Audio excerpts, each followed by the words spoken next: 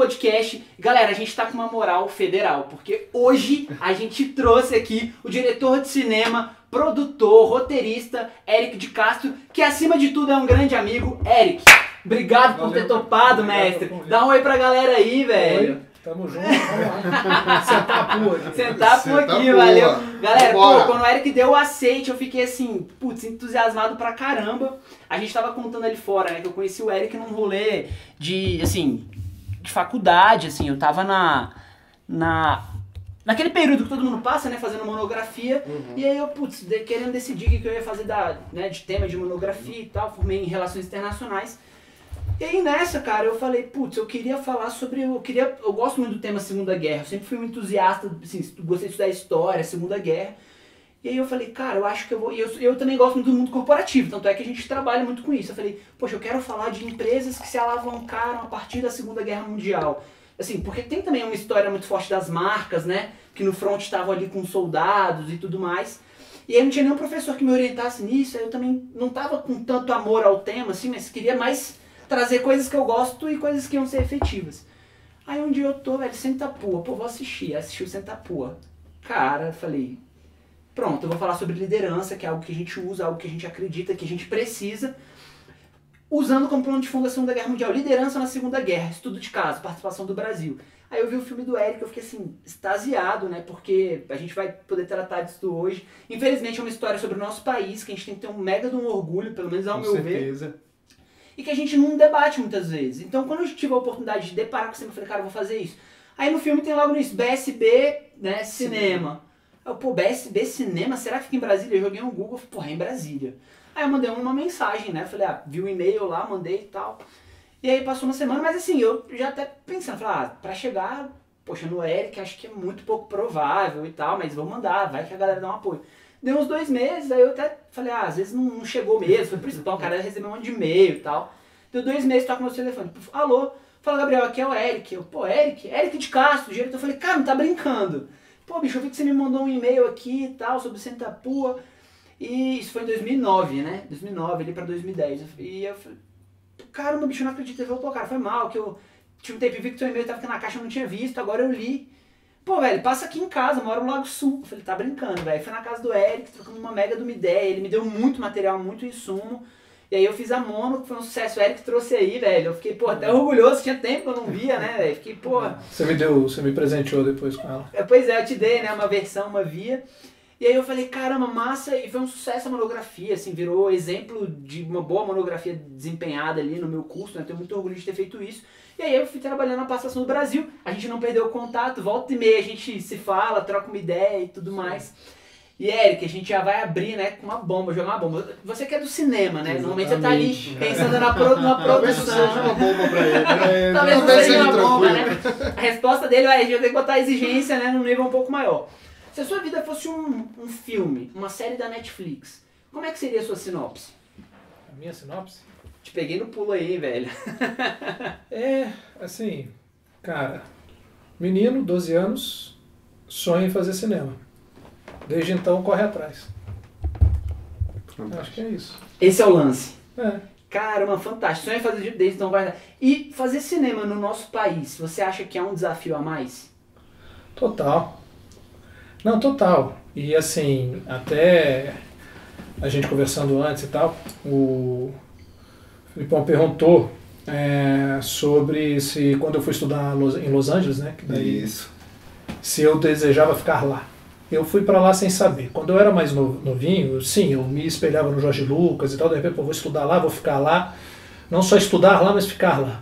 Mas teve um professor meu, um belga da faculdade, chamado Jean-Pierre Guilens, autor de livros e tudo, que ele fez essa pergunta pra gente no primeiro semestre, que tinha muitos alunos estrangeiros. Olha só. E quem de vocês aqui está estudando cinema para querer ficar em Hollywood? Porque a gente estudava em Hollywood, né? Aí... Cara, só perguntinha. Os estrangeiros... Pô, foi mal, né? Desculpa aí, então. Aí, assim, naquele momento eu não levantei a mão, assim, boa parte levantou a mão e tal, teve alguns que não. Eu não levantei a mão, fiquei ouvindo o que ele ia dizer. Ele falou, pois não fiquem. Aqui já tem muito diretor, aqui já tem muita gente fazendo, vocês vieram para cá, aprendam e voltem para os seus países e contem aquelas histórias como ele Foi talvez a primeira vez que eu ouvi essa colocação que é universal. Legal. Quanto mais vocês falarem de vocês mesmos, mais vocês serão universais. E eu já tinha um Santapur na cabeça. Talvez por isso que eu não levantei a mão, não. Peraí, eu quero me formar porque eu quero voltar e quero fazer Santapur. Não só documentário, que foi o primeiro, como a minha ficção. Que eu falo no DVD da ficção que eu quero fazer do Santapur. Legal. Queremos ver. É isso. Queremos. Massa, Entendeu? E então bateu muito fundo quando ele falou isso. Falem de vocês e sejam universais. Se for para vocês voltarem um dia aqui, vários diretores estrangeiros acabaram fazendo filmes aqui também. Aí vocês voltam e fazem, mas usem o conhecimento para isso. Bateu, calou fundo e ali eu defini. Eu falei, Você achou que ele tinha um ele tá certo, tá certo. Total. Então assim, foi tipo primeira semana de aula, já definiu que eu ia voltar. E Érico, como é que surgiu sua paixão pelo cinema, cara? Conta pra gente, assim, como você se deslumbrou na profissão, na sua área.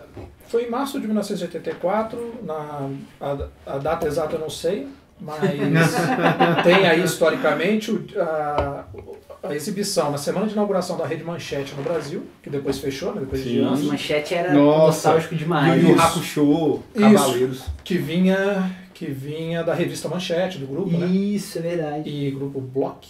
E aí... Cara, o grupo Block, tinha a revistinha, não tinha? Caramba, e aí, Guerra nas Estrelas, programado, inédito no Brasil na televisão, para a inauguração da Manchete. A Globo programou daí e o vento levou na mesma noite para concorrer, né?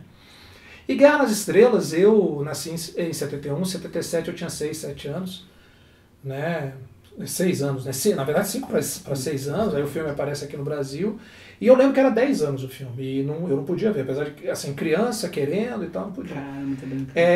Então quando passa a Guerra nas Estrelas em 84, não vou perder, eu tava com 12, né? Eu ia fazer 13 ali no segundo semestre. E tinha um amigo de colégio, né? Que a gente tinha se conhecido no ano anterior, no Colégio Militar, o Heber Moura, hoje Heber Trigueiro. E o que acontece? Eu já tinha alguns bonequinhos de Guerra nas Estrelas, nave e tal, porque eu tinha visto o Império Contra-Ataca na estreia, em 79, numa excursão em Washington. Então eu vi o segundo filme primeiro. Uma excursão de julho, para eu, meu irmão, minha mãe, né, fomos numa excursão, e um colega, um amiguinho da minha idade, éramos só nós dois daquela idade. Ele era já fascinado pelos bonecos, pelas coisas do universo Star Wars. E ele me levou em lojas, minha mãe comprou uma Millennium Falcon, que eu tenho até hoje, naquela época. Começou a minha coleção de bonequinho ali. E aí estava no mês de estreia do Império Contra-Ataca nos Estados Unidos, foi, se não me engano, julho de 79. Ou 80, tá? Aí, legal. A gente foi em Washington, ele com os pais, eu, minha mãe e meu irmão, a gente foi numa sessão em Washington do Império Contra-Ataca. Mesmo eu não compreendendo totalmente o inglês, o filme me fascinou, todo aquele universo me fascinou, né? E aí não tinha locadora, não tinha nada, você não tinha acesso. Quando Guerra nas Estrelas passa em 84, o Retorno de Jedi, que foi filmado em 83, ele estava para chegar. Então tava aquele auê sobre Guerra nas Estrelas. Tava no auge da trilogia original, né? Olha só. Aí, parei pra ver na Rede Manchete, era a única forma de ver ali naquele momento. O Heber viu na casa dele, eu vi na minha. Quando terminou o filme, o encantamento foi tão grande que eu liguei pro Heber e falei, eu já sei o que eu quero fazer na minha vida. Aí ele falou, eu também. Foi ali que a gente fechou que a gente ia fazer cinema. Aí você faz um fast forward para 1992, nós estamos juntos em Los Angeles, dividindo apartamento, 2 caras de Brasília, Que legal. Estudando cinema na Los Angeles City College Cinema Department, né? No Los Angeles City College. Então rolou, assim, foi um projeto que vocês mantiveram até o final. Acabou, nesse telefonema fechou e a gente foi. Cara, que resenha, hein, velho? Essa nova geração que é muito mediatista, né? Fala e não acontece na hora e desiste. Foco, determinação. É isso. Acabou. É isso. Por isso que a sinopse, eu acho que eu nem lembro agora como é que eu falei, mas vou guardar depois que sair no. Menino que sonhava em fazer cinema e tá aí no corre, né? Tipo assim, tá aí fazendo, né? Tá aí se mobilizando. Cara, que fantástico. Isso. Pô, Eric, eu admiro você demais, assim, até é injusto, velho. Eu tá aqui nessa posição porque sempre admirei muito seu trabalho. E desde injusto? Por que injusto? Não, injusto porque, cara, eu sou seu fã, independente de qualquer coisa, velho. A gente é amigo antes de tudo. Antes de tudo, mas a gente fica sem se falar, mas assim, aí a última vez, foi o Cano Cerrado, que passou no Festival Internacional de Cinema de Brasília. Digital, né? Já na pandemia, e eu mandei pra ele. Tava no Festival de Cinema. Vai rolar aqui no BIF e tal. Ele assistiu e me mandou uma mensagem maravilhosa também. Então, cara, assim, achei que ficou a gente muito ficou um tempo sem se ver, mas Isso, é como se mas fosse ontem. como se fosse ontem, a gente direto se encontra e tal, a gente tava contando a história do hot dog, né? Fui no hot dog aqui do lado, assim, pô, super gostoso, né? Dog do chefe, né? Aceitamos patrocínio. Dog do chefe, quem sabe a gente não pode estar, né, com vários dogs aqui, né, toda semana. Mas aí, cara, o que rolou? A gente tava lá e eu fui pedir um lanche, tava até com a Clarinha no dia, aí eu tô olhando ali, pedi o sanduíche, daqui a pouco eu olho, aí menu, Eric de Castro, era uma opção do menu, velho. Eu falei, pô, mas é o Eric, e seu Eric é com K, né? Eric, não é CK, né? Nem só C, é com K, Eric de Castro. Eu falei, mas... Aí eu falei, brother, esse aqui é o Eric de Castro, o diretor e tal. Ele não, o cara é meu parceiro e tal. Aí eu fiz uma homenagem, pô, eu gosto dele demais. Eu tirei uma foto, mandei pro Eric. Aí nisso a gente voltou a se falar e tal. O Cláudio, dono lá, é outro fã do Federal, né? No caso do Federal. Que ele gosta muito do filme. Do filme, né, cara? Eu chegava lá, eu montava o meu sanduíche. Eu pedia pra ele se eu podia reverter ali né, fazer uma transgressão do meu gosto. Aí eu fazia um cachorro-quente mais light, assim. E ele acabou botando lá. Pô, e bacana também da galera, né? De falar assim, não, customiza aqui, assim. Isso a gente fala muito disso, né? Na hora de atender, de falar de vendas, a gente sempre é a favor. Cara, se você pode customizar, customize. E aí disso daí, né? A minha receita virou um sanduíche do cara. O que muito me satisfaz, porque eu tava contando também. Eu, como estudante lá em Los Angeles, eu entrava na lanchonete, aí tinha o cheeseburger lá, Sylvester Stallone. Eu virei um cachorro quente na minha cidade, pô. Mas legal. Não é pra voltar pra cá? Voltei pra cá e daqui. Maravilhoso. Inclusive, quem quiser conhecer, viu? Recomendamos. Pô, o Dog Chef é show de bola. E aí, cara, pô, Eric, e nessa jornada foi massa. Você me chamou pra estreia do Federal, eu fui também, achei, cara, muito no final no Cine Brasília, auditório, velho, Plebe Hood tocou. Pô, foi animal, velho, Plebe Hood e tal. Foi um evento, assim, super legal, eu fiquei muito feliz de ter sido, convidado por você pra estar lá, né? Até hoje eu lembro quando acabou, você no cantinho, assim, com a sua namorada, me olhando. E assim, pra ver falar. Eu falei, pô, tu cara, né, a estrela, né? Você esperou, a galera vai saindo e tal, até que você veio em mim, a gente trocou a resenha lá, pois é, cara, achei fantástico. Pra mim foi, pô, tu numa estreia de um filme, é um negócio muito que legal. Poucas pessoas tiveram essa experiência, talvez, né? E isso é uma outra pauta que a gente tava conversando, inclusive. Pô, é muito louco isso, porque eu acho que quando você fala assim, cara, eu tô aqui com um diretor de cinema, em tese é uma coisa que realmente eu passei por isso também, hoje depois eu vi que você é um cara super gente, como a gente aceitou vir aqui, né, a gente eu falei, putz, a gente gravando com uma estrutura aqui ainda precária, traz o Eric aqui e putz, o cara que tá acostumado com um negócio assim, né, de produção de altíssimo nível e assim, putz, essa humildade é muito legal, Eric, obrigado mesmo por ter aceito o nosso convite. Obrigado a vocês. E antes de continuar, só queria te deixar aqui, eu vou até pedir desculpa que eu tô pegando aqui e dar a notícia, primeiro, né, só para não ficar sempre no início, eu queria agradecer aos nossos patrocinadores, agradecer a galera da Uniceplac. Uniceplac é uma universidade, Eric, muito massa aqui de Brasília, um centro universitário, era a antiga Faceplac, fica lá no Gama. O campus dos caras são incríveis, tem mais de 30 cursos, e na área da saúde eles são muito referentes, assim, são ótimos, e são clientes, parceiros nossos, estão aqui no podcast, então galera, obrigado Uniceplac, tamo junto. A galera da Haas, que é uma das principais corretoras de seguros de Brasília, a galera já está fazendo histórias, corretora assim, de muitos anos na cidade, e sempre se reinventando, trazendo tecnologia, e todos os seguros aqui são com eles, e como eles são parceiros também, a gente faz uma super questão aqui de agradecer a galera da Haas, e o pessoal da Multiarte, Cara e Canecas, né, Milton, obrigado mais uma vez por estar apoiando, ele trouxe um presentinho pra você, obrigado, pra você Milton. acompanhar aqui com a gente. Valeu! Tamo junto. Aí a gente faz assim. A gente faz inspirado numa foto, cara, assim. Que legal. E aí eu até tentei. Foi o último podcast que eu fui. Que eu tava desse jeito. Isso, velho, exatamente. E aí a gente mandou. Pois é, a gente mandou, cara. E aí o Milton... Milton... bom, eu vou adotar de vez Não, aquele... ficou bom, cara. Achei que ficou show. O Gabriel que recomendou, ele tinha 2 fotos e falou, cara, aquele ali tá mais atual. Eu até te pedi uma foto, mas falei, não quero estragar a surpresa, né? É porque eu mudo muito, cara. Até eu tava falando, Jô Soares, eu fui oxigenado pra lá, cabelo oxigenado. Foi, eu fui no Besson lá, né? Que massa. Lançando o Santa Pura. Mas só pra você ver, só um parênteses, estamos com moral, né? O cara falou assim, não, no dia que eu fui no Jô Soares, no dia que eu fui no Oxigênio Podcast, eu tá, você entendeu? Estamos ali, entendeu? Enquanto na real, né, velho, tem uma premissa que assim, fake it till make it, né? Porque assim, a gente, enquanto não é de verdade, a gente finge que é de mentirinha, né, cara? A gente vai profetizando, quem sabe um dia, né, velho? Muito bom.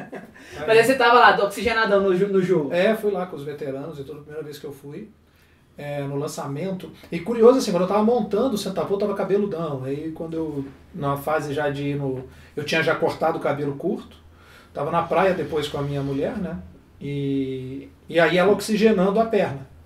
Eu falei, pô, e tal, acho que eu vou oxigenar o cabelo. Coisa de praia, né? Aí a gente foi num salão, ela supervisionou lá. Caramba, e eu mandei um Billy Idol, assim. Todo o jogo eu tava lançando Sentapô, o João me chama pra ir lá, eu tava Billy Idol, eu fui. É mesmo, velho. Porra, sensacional, Eric. Eu já quero partir pra uma segunda pergunta, afinal de contas, cara, eu vejo assim, que a parte do cinema, e eu já vou completar a sua canequinha, tá? Vou pegar o seu suco de uva integral, tá ali, eu já vou fazer um break, eu vou lá pra você também não ficar aqui com a canequinha de todo mundo. Caneca vazia, né? Caneca vazia, né, velho? Aqui é um anfitrião que a gente né? Eu esqueci ali. Mas uma coisa que a gente falou, cara, o cinema parece muito distante das pessoas, né, cara? Assim, quando você fala pra alguém, pô, um diretor de cinema, parece uma coisa realmente hollywoodiana e, cara, realmente é uma honra estar com você aqui. Valeu. Por que você acha que é tão distante assim da galera, esse pessoal que quer fazer cinema? O que é interessante para alguém que realmente se interessa por cinema? Porque, por exemplo, eu falo de mim enquanto leigo, né? Adoro assim as produções e tal. Mas às vezes eu não entendo, pô, tem um diretor de fotografia, um produtor, o roteirista, o diretor, um escreve, o outro, cara, tem que executar a história. Como é que funciona essa dinâmica para alguém que é leigo hoje, não entende de cinema? Qual é o papel de cada um, assim, ou pelo menos os principais papéis ali dentro de uma produção? Tudo começa no roteiro, né? Tanto que quando eu vou para os Estados Unidos, eu vou querendo uma busca muito forte pela escrita. Eu já tinha uma escrita boa, né? E a escrita estrutural de roteiro, né? E lá eu tenho um professor na Los Angeles City College, o Tom Stempel, de roteiro, de história do documentário e de análise de filme. Esse professor até hoje eu mantenho contato com ele. Que fera, hein? E a gente manteve primeiro por carta, né? Depois que acabou a faculdade, aí com o advento da internet a gente mantém contato por e-mail. Tive em Los Angeles umas 2 vezes, e uma delas eu tive com ele, eu visitei. E a gente sempre troca uma resenha boa e é um mestre pra mim. Ele fala assim, eu não gosto de ser chamado de mestre e ódio, mas eu brinco, todo e-mail que eu mando pra ele, eu mando Master. Ele não gosta, mas ele é. Né? Por que ele fala isso? Porque ele não, nos livros dele, ele não dá o caminho de fórmulas para se escrever um roteiro, que são muito comuns em livros de roteiro, né? E eu lembro quando... Aquele negócio da jornada do herói, né? O herói, não sei o quê. Ou até a página natal tem que ser assim, aí na página natal tem que acontecer alguma coisa assim. E a percepção, né? Assim, acho que sempre, o artista que eu sou, eu sempre fui, de certa forma, principalmente a partir dos 12 anos, porque com 15, 16 eu tive acesso a livros de roteiro, com fórmulas, livros aqui do mercado e tal. Mas, cara, assim, de bater a 3ª página, eu falei, não vou ler isso, que eu não vou me doutrinar por fórmulas, me limitar por fórmulas para a escrita. Quando eu vou, no primeiro dia da aula dele, que nem o belga, o Stempel é americano, veterano do Vietnã, um cara bem alternativo, assim, um cara diferente. E aí, no primeiro dia de aula dele, tem um aluno lá que chega, professor, em algum livro, que ele dá lá toda a resenha da aula e tal, como é que vai ser, ele em algum livro. Aí ele fala, olha, se tivesse, ele fala bem casual, se tivesse algum meu, ele estava lá vendo a ficha e tal, se tivesse algum meu publicado no momento, mas os meus estão fora de publicação, então eu não vou indicar nenhum. Aí o cara, ele repetiu a pergunta dando o nome de um outro autor. Aí o Stempel ele pegou, estava com a clean dele assim, vendo ali, aí ele olhou por cima assim, like I said, como eu disse, se algum meu estivesse, porque no início ele falou na boa, mas quando o cara trouxe um outro, aí o que eu fui entender? Aí ali eu falei, esse... Sacada, né? Esse é dos meus, no sentido de que ele já tinha dito na aula dele que ele não segue fórmula, a aula dele é assim, ó, que nem você falou da sinopse.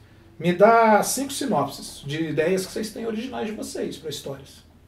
Aí depois ele dá 5 sinopses. Ele seleciona 2. Aí ele fala assim, desenvolva o argumento dessas 2. Aí depois ele escolhe para você desenvolver o roteiro de um curta. E de saída, então ele vai dando esses blocos ao longo do semestre, e de saída ele fala assim, ó, quem tem ideia para longa, mesmo aqui na faculdade, no nível da faculdade, bota a ideia ali e eu faço paralelo com vocês durante o curso. Na época, eu fui aos poucos, eu botei eu botei curtas, ideias curtas que eu tinha. E assim, e ele como é que faz? Ele te estimula por perguntas. Ele lê a tua história e bota umas perguntas lá. Tá, mas para isso como é que você faz assim? E se a história fosse para cá? Ele te estimula com perguntas. Ele não te dá a receita. E é parecido com o jeito que eu aprendi inglês. Eu aprendi inglês e aquilo não é traduzir literalmente direto, é ter o sentido da coisa para você pensar em inglês e falar em inglês. Legal. Então esse lance, né? E assim, eu vi, pô, esse é dos meus, porque eu li um livro de profissional ali com 15, 16 anos, que eu vi os caras dando fórmula, como se fosse receita de bolo. E ele não, ele estimula o tempo, a tua imaginação, a tua criatividade e te estimula com perguntas. Aí de novo, fast forward, eu tô de volta pro Brasil, né? E já fiz federal. E eu mandava roteiro do Federal para ele ler, depois mandei o Federal pronto. Né, o Cano Cerrado ele viu recentemente, pirou, falou, Eric, filme, assim, ele adorou o filme, etc.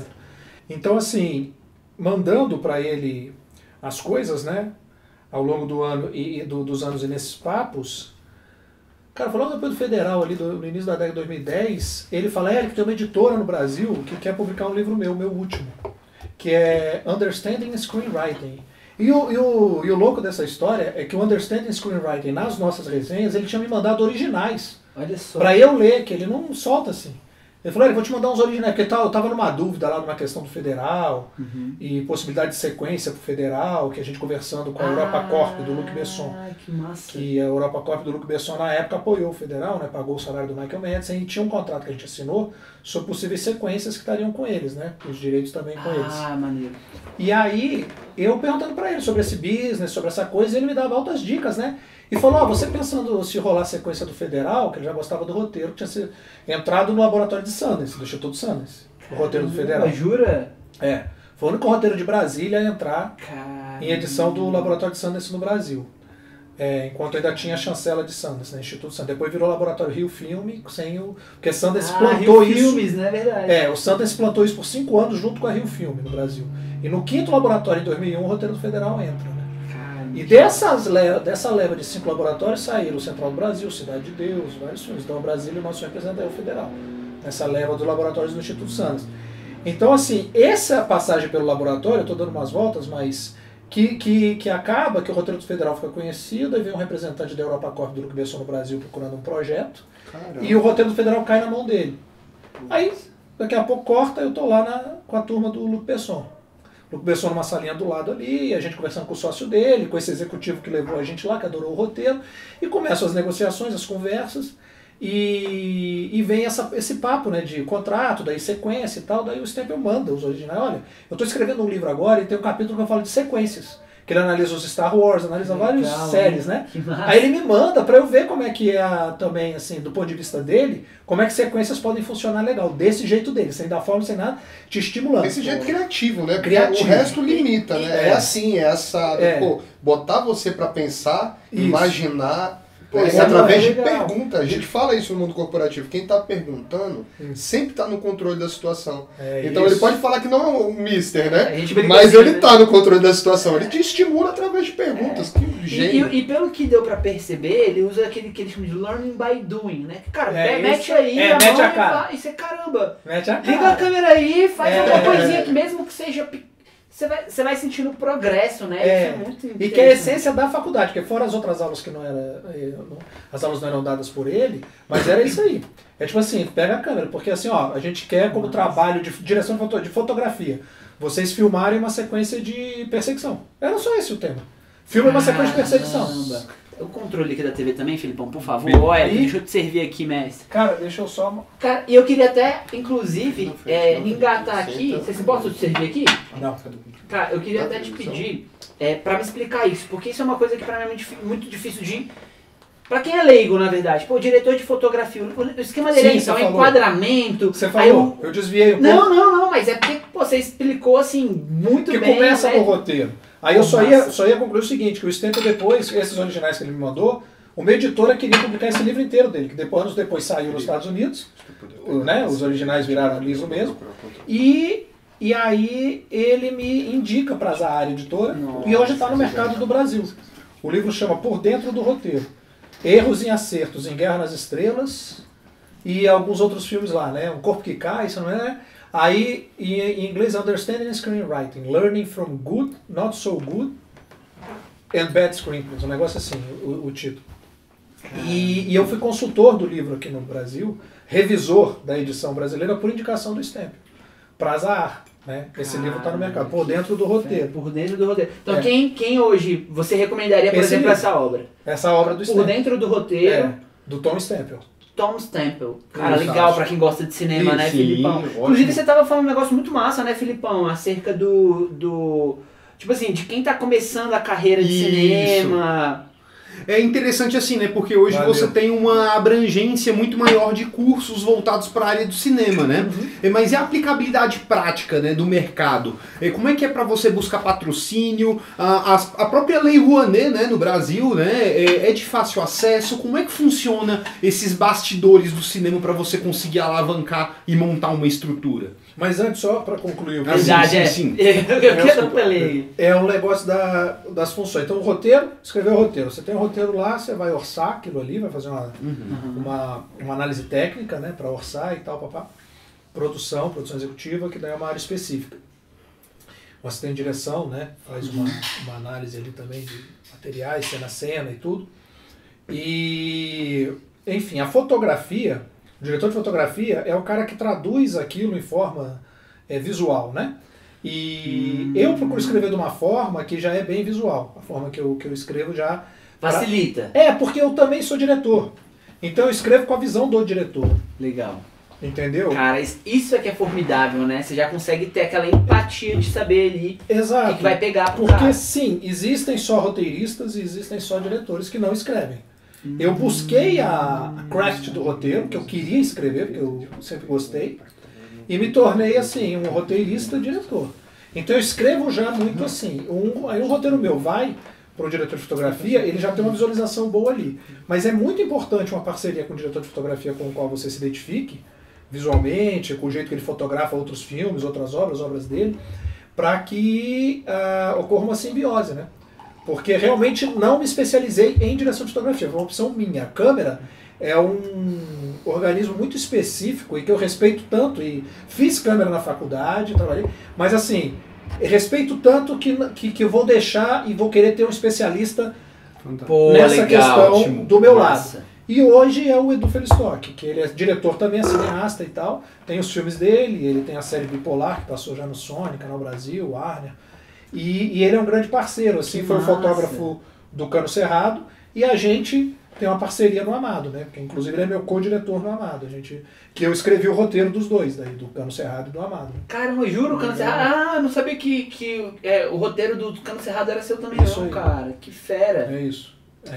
Então, assim, são essas as funções, entendeu? Funções, acho que legal. dá pra ficar claro. O produtor é o cara que faz o corre pra viabilizar aquilo, é isso? Viabilizar. E daí eu também sou o produtor, né? Por exemplo, a pergunta dele, no Brasil, assim, se você for pegar os projetos, Sentapua teve ainda a Lei Rouanet e tudo, hoje o cinema é voltado mais para a lei do audiovisual e também editais do Fundo Setorial do Audiovisual, né? Que é da Ancine, que é muito fomentado por taxas que os próprios produtores, os realizadores, eles pagam em cima dos filmes, das cópias, que chamam Condecine, são taxas que são cobradas e que a gente paga, né? E isso desde o produtor independente até Hollywood, por cada cópia que lança aqui, paga o Condecine. Então cria-se a partir daí um fundo, que é o Fundo Setorial do Audiovisual, que é onde fica essa verba, e os realizadores do Brasil inteiro, eles podem pleitear, fazendo o seu projeto, né? Verbas do Fundo Setorial, além de parcerias com empresas, hoje em dia mais do que nunca, do próprio audiovisual. Né? No Cano Cerrado nós temos a Globo Filmes como o principal parceiro, né? E outros investidores, como a Invest Imagem, que é uma empresa que investe no audiovisual, né? Produto audiovisual de cinema, de série de TV e tudo. E a gente tem a H2O Filmes, que é a distribuidora, que ela também busca dinheiro através do Fundo Setorial do Audiovisual. E no Amado, o principal parceiro é a Downtown Filmes, que é a maior distribuidora de cinema, né, de filmes do Brasil. Só gente pequena, né? Só, cara, fantástico, fantástico. Mas é muito legal porque quando você tem uma estrutura sólida, né, fica muito mais fácil de você conduzir um trabalho, né, também, né, nesse sentido, né? Mas aí é construção de carreira, né? Porque assim, é isso, eu meti a cara, eu corri atrás, aí voltando pro Brasil eu fiz o meu curta, e inclusive o curta teve uma boa vaia no Festival de Brasília. Foi? Várias pessoas... Tá brincando, jura, Eric? Teve. Cara, como é que é isso? Foi histórico aqui em Brasília na época. Razão para Crer, com o Celton, né? Eu conheci o Celton, eu já admirava o trabalho dele, já pensava nele pro Federal, que eu te falei que a história... Excelente ator, né? Eu comecei a bolar a história antes de ir para os Estados Unidos estudar cinema, né? Porque entre a vocação e eu ir para os Estados Unidos com o Heber e eu fizemos um programa de rádio aqui, de trilha sonora. Isso. Ali, a gente com 17, 18 anos para os 20, 21, aí depois nós fomos para Los Angeles. Então, assim, nesse período, né, esse período de adolescente, já criando as histórias, eu vi o Celton Mello na TV, vi o Richelli, já imaginava aquela história que eu já tinha, que eu criei, a história do Federal de 87 para 88, eu vi Intocáveis, do Brian De Palma, vi Chuva Negra, falei, pô, e se houvesse uma história policial, como Tóquio tá pro Chuva Negra, Chicago tá pros Intocáveis, Brasília tá para essa história policial. Ali começa o Federal. E aí eu crio esses personagens e eu já vi o Celton e falei, pô, o Celton seria meu agente. Vejo o Richelli. Cara, isso deve ser muito gostoso. O Richelli vai ser gostosíssimo. Quando eu vejo os caras anos depois com as roupas, aí ó, meu Han Solo, meu Luke Skywalker. Igualzinho, cara. Ficou idêntico. É isso. Pô, Richelli virou meu delegado. Todos os caras que eu imaginei menino, eu tive pro Federal. Inclusive o do SEC como traficante, eu o vi também na novela Chica da Silva, ele era um vilão da corte. Olha só. Loirão, então eu falei, pô, esse cara como traficante, o cara é muito bem o do SEC. Eu já conheci o do SEC como espectador pela TV do Rock in Rio primeiro, e o do SEC se apresentou também, né, como Paralelo no Sucesso, outros. E eu admirava muito do SEC, o som dele, a irreverência e tudo. Eu cruzo com o do SEC no Sentapor, na estreia do Sentapor, no aeroporto do Rio. E eu vou direto nele, eu falo, pô, do SEC e tal. Ele falou, sim. Eu falei, Eric de Castro, eu fiz o Sentapor, eu tô convidado pra estreia, mas não vou poder ir. Ele falou assim, porque a nossa de casting conheceu o do SEC, tinha mandado, a nossa diretora de casting, um convite para ele. Aí eu falei, mas eu tenho um papel para você. Ele falou, eu vou fazer uma ficção. Aí eu já falei do Federal, do traficante, o Beck Batista, ele, mande o roteiro. Foi papo assim, já conheceu o nosso legal. As coisas acontecem muito assim, né, cara? A gente... E fechou a trinca dos caras que eu tinha imaginado, garota, a trinca principal, cada um para um papel. O delegado, o agente e o oponente, né, o vilão ali.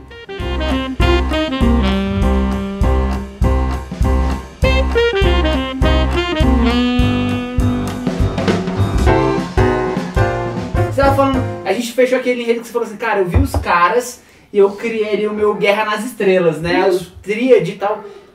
Cara, isso é muito legal, né? Eu falo isso muito, né? Independente de qualquer coisa, mas a gente fala muito sobre o poder de profetizar. O quanto que a gente falar, acreditar, vibrar a energia de que vai dar certo, que vai prosperar, que um dia você vai chegar lá.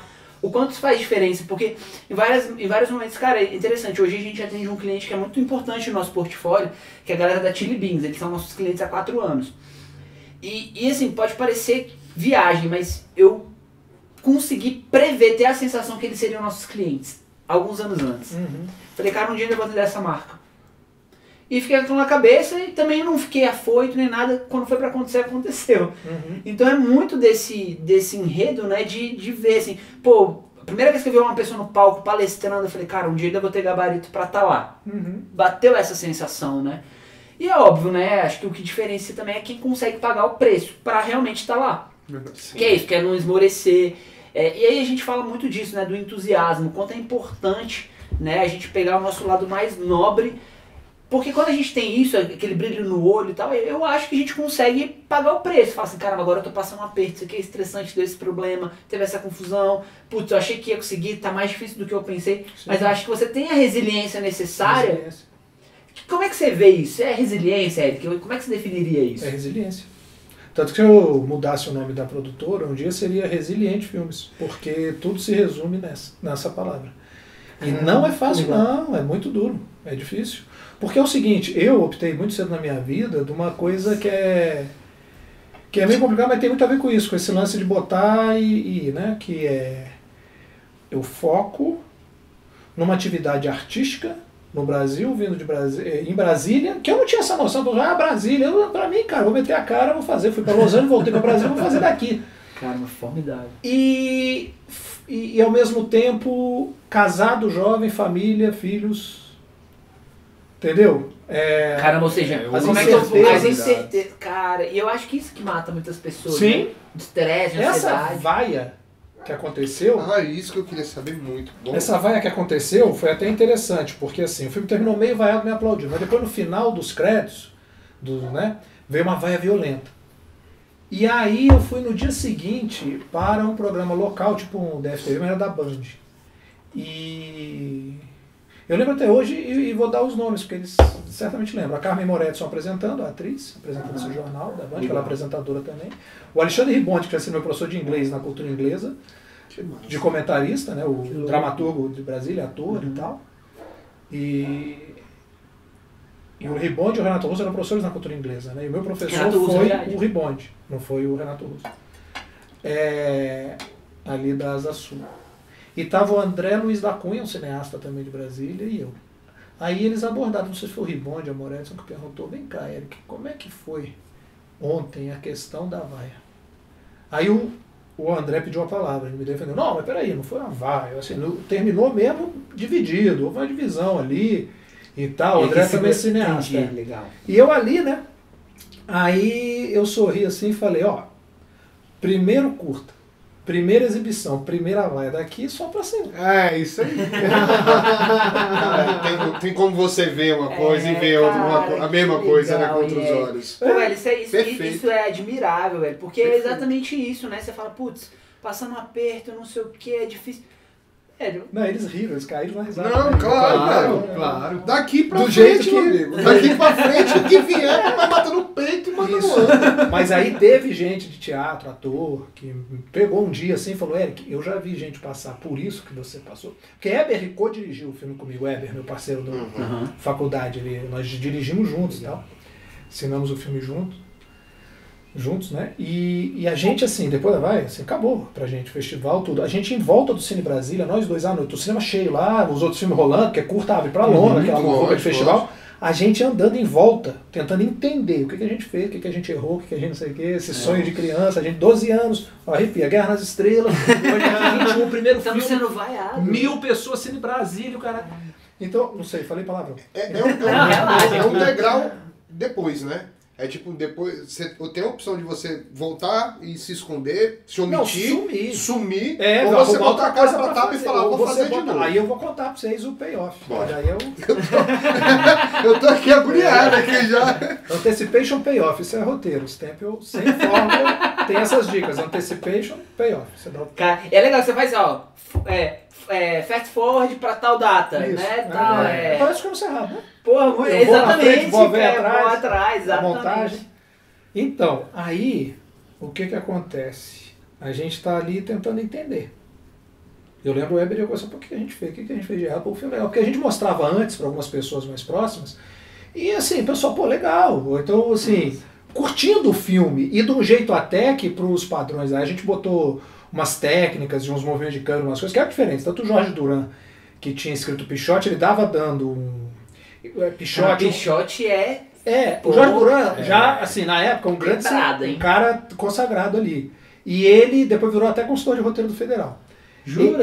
E ele estava dando um workshop no festival, que cineastas dão workshops nos festivais, e ele citou o Razão para Crer, como, pô, vê com essa nova geração, o que estão fazendo com a câmera, os movimentos e tal, porque a gente botou uns equipamentos, umas técnicas, que nos foi dito por gente do audiovisual da cidade na época, que nunca tinha sido juntado num longa, quanto mais no curta. O nosso curta teve Steadicam, teve... mount de carro, porque era o Celton com carro pelas vias da cidade, né, que nem um louco. Um assaltante entra no carro, era um filme de ação, assim, com romance, né, uma briga com a namorada e tal. E a gente certamente errou a mão em algumas coisas ali, mas que faz parte do curta. Eu acho que houve uma crueldade grande, não precisava, mas é o espírito de competição daquele festival. O festival é foda, assim, ou o nego aplaude, ou o nego fica ali morto. Tem o efeito manada também, né?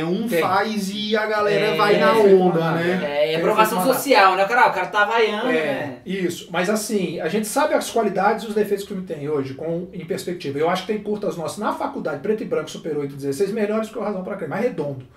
Entendeu? Que o Weber e eu fizemos. Por exemplo, esse assignment, né, de faça uma perseguição, que assim, eu falei, Heber, a gente trocou a ideia, você me filma correndo pela cidade, e aí você pega, porque o Heber, assim, eu era muito assim de escrever, de bolar as histórias, e o Heber era muito de pós-produção, montagem, tanto que ele montou o Sentapua com o Márcio Bockel, né, o Márcio Bockel foi o primeiro montador, depois o mesmo Márcio Bockel montou o Brasil na Batalha do Atlântico, o Heber é o montador do Federal, e o material, quando vinha bruto, o Heber é que ia pra maquininha de picotar, que era tudo na tesourinha, Super 8, né, um negocinho, ele que coordenava aquilo ali. Legal. Aí a gente bolou essa perseguição, e esse filme eu acho mais redondo do que o Razão pra Crer, por exemplo, na nossa parceria, que eu correndo, e aí a gente pegou uns carros de polícia, da polícia de Los Angeles, passando. E a gente tanto teve uma hora que veio um policial falar com a gente, vocês estão filmando aqui, a gente falou, não, é para um trabalho de faculdade, a gente estuda ali cinema na LACC, e é muito comum o cinema fazendo coisas lá, né, em Los Angeles, daí o cara aliviou, né, mas era um filme, qual a letra? Bom, né? Aí qual a letra que eu botei que bombou na sala, que os americanos piraram? Polícia dos Titãs. Polícia para quem... E eu correndo, e a polícia passando, ficou... Assim, e a galera, por mais que não entendesse o idioma, a pegada da música que é bem punch. Mas assim, a gente botou umas cartelas. No final, quando acaba, silêncio. Aí, people say police exists to help you. People say police... Traduzindo, aí o nego já liga que é a música. Eles estão traduzindo aquela letra que a gente ouviu. Sabe que nós somos brasileiros, aquele é um rock brasileiro. Aí a gente botou em silêncio assim, people say police exists to help you, people say police exists to protect you. What I know is that they can stop you. What I know is that they can arrest you. Police for those who need police. Foi um aplauso total, falei, porra, a gente esperava do Razão pra Crer, né? Do Razão pra Crer. Real, Eric. Tomou. Putz, gritos, assim, os americanos piraram no filme. Entendeu? O nego veio me perguntar sobre pô, que grupo é esse e tal, a gente falar dos Titãs e tudo. Depois eu contei isso pro Paulo Micos quando a gente filmou o Cano Cerrado, eu contei essa história. Legal. Do polícia lá. E da onde é que vem essa inspiração para filmes da Segunda Guerra Mundial, como o Sentapua, né? Enfim, e também o Federal? Como é que surgiu tudo isso? Você tem alguém que, de repente, poxa, foi referência para você? Eu vou falar do Sentapua dando payoff daquela história do festival que ele falou. Quando eu falo daqui pra frente só pra cima, eu tinha mais umas, sei lá, cara, umas 10 histórias de curta. 5 a 10 histórias de curta. Falei, cara, se é pra isso aqui, eu vou pro pau, eu vou fazer meu longa. Legal. Eu vou pro Sentapua. Porque o meu colega lá que eu contei pra ele de faculdade, Gustavo Brum, em Los Angeles, o único brasileiro além do Weber e eu na faculdade, ele era mais velho que a gente, estava já mais avançado no curso de cinema. Hoje ele faz pós-produção em Los Angeles. Tem filmes aí brasileiros que às vezes eu vejo o nome dele, Gustavo Brum. Ele era lá do sul, né? Lá do sul, Gauchinho. E massa. O Gustavo me cobrava, que eu falava do Sentapua pro Gustavo. Ele falou, pô, algum projeto aqui no Brasil, você vai voltar pro Brasil? Porque o Gustavo queria ficar lá. Já morava lá. Casado com um americano, já tinha um green card dele. Aí eu falei, não, eu vou voltar e tal. E aí, mas quando eu vinha de férias e voltava, ele, aí o Sentapua, tem que fazer o Sentapua. Ele me estimulava, porque ele achou maneiro também a coisa do... Contei pra ele do grupo de caça e tal. Então quando veio a vaia, foi um estímulo, cara, para com 25 anos eu disparar o Sentapua. Eu ia ficar ali alguns anos ainda fazendo uns cursos, me preparar para o longa, não, falei... se é pra isso aí... Você sentou a pulha. Se é pra isso aí, eu vou logo pro longa. Eu vou logo pra seara do longa, que é a Fórmula 1 do cinema, entendeu? E aí parti pra cima. Eu vou pra Série A ali, né? Já vou... Aí o que acontece? 96 foi o Festival da Razão pra Crer. 99 o festival aceitou o Sentapua como um dos longas. O Sentapua entrou com um filme do Eduardo Coutinho, Santo Forte, entrou com filmes de outros cineastas consagrados, outros principiantes e tal, e a gente tava lá na arena, né? Na arena mesmo. E cara, o Sentapua foi aplaudido e ovacionado 8 vezes. Eu nunca vi nenhuma sessão de filme que eu mesmo tenha participado. Eu já vi o Schwarzenegger, aquele filme que ele faz do brinquedo, Herói de Brinquedo. Esse filme aplaudido e a plateia vibrando no cinema em Natal, que eu assisti quando eu fui levar o Sentapua no Festival de Natal. Eu fui com a Keila, minha mulher, ver o filme no cinema e aquela galera vibrando no final do filme, aplaudindo em cena aberta, né? E assim, claro, outras sessões que eu já vi, mas o jeito que o Sentapua foi aplaudido, eu digo, poucas sessões eu vi.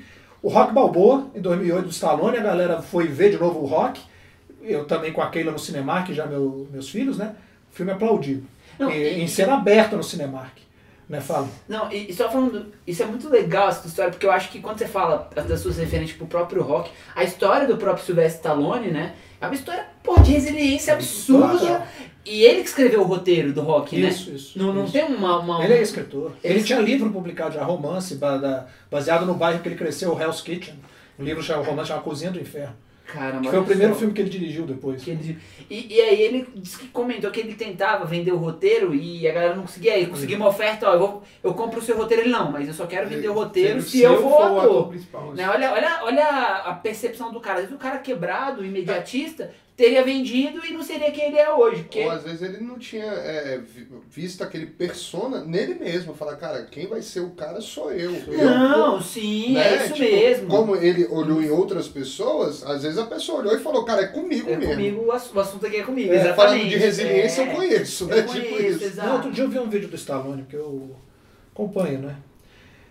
O Stallone falando exatamente dessa história. Eles chegaram a oferecer 300 mil para ele, porque ele não ganhava 150 dólares às vezes para fazer um filme. E os agentes dele, não, cara, pega, você não vai ter outra proposta dessa. E ele mesmo, a despeito dos agentes falarem e tal, aí disse que quando finalmente ele topou, os produtores, ok, nós vamos te pagar um salário base pelo roteiro e pela atuação. Se vocês não terminarem o filme em 28 dias, em um mês, esse filme vai para a gaveta. Caramba. Aí disse que foi filmagem ali em 4 semanas, fazer o Rock. Tem um vídeo dele, se eu não me engano, com o Howard Stern, que é um radialista que eu adoro lá nos Estados Unidos, que eu ouvia muito quando eu estudei lá. Pauleira, né? Agora no próximo Rock já devia ter mudado as regras. Não, virou diretor. Não, na próxima. tomou vocês querem, eu vou demonstrar. Mas é maravilhoso. Não, e, gente, que outro ator poderia representar o Rock se não o Sylvester Stallone, né? E só ele enxergou isso, é isso que ele está dizendo. Só ele que enxergou, ninguém enxergava. Porque ele era um underdog ali, ele tinha feito participações em filmes do Woody Allen, mas como ator iniciante, né? Também tinha feito um capanga de uma outra versão do Capone, que eu ia falar Capone isso. o Gangster. Ele trabalhou um negócio meio de máfia, bem casado, era o Capone e ele era o Frank Nietzsche, o braço direito do Capone. Que no Intocáveis do Brian De Palma é aquele ator que anda de branco, né? Que é o Frank Nietzsche. Cara, putz. E assim, o Sentapu, então, ele é aplaudido, Pabu. Né? Os veteranos estão presentes na sessão, eles são tocados, assim, as pessoas querem tocar e pedir autógrafo para eles, o Rui, o Meira, a turma toda. A gente sai daí depois, só assim, eu, Keila, né, e mais o pessoal ali, um pouco da produtora e os veteranos com as esposas, nós fomos para uma pizzaria, ali numa entrequadra, e eles me homenageiam com um quadro que eu tenho até hoje na casa ali, que os veteranos do Grupo de Caça agradecem a Henrique de Castro pelo documento. Esse para mim é o grande prêmio do filme. Que fantástico. O reconhecimento dos homenageados, isso, né? E o quadro é o Rui no D4, o avião dele, no Passo do Brenner, que é a missão mais casca que ele teve, que ele destruiu 3 tanques, quando ele desce sozinho. Ele conta, essa missão é sinistra, no Sentapu, né? ele conta.